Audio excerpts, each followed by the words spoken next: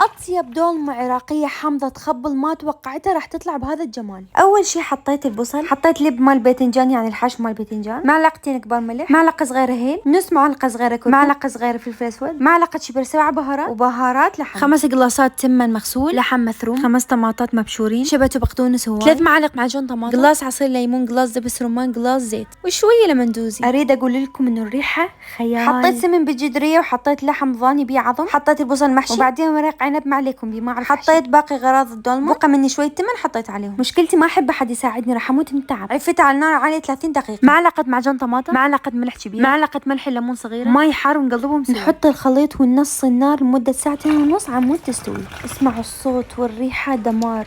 بصراحة ما كنت متوقعة راح تطلع بهذا الجمال. الدولمة كانت حامضة وتخبل وملحها يجنن، ما توقعت راح تطلع بهذا الجمال، وسويت بصفها همين دجاج.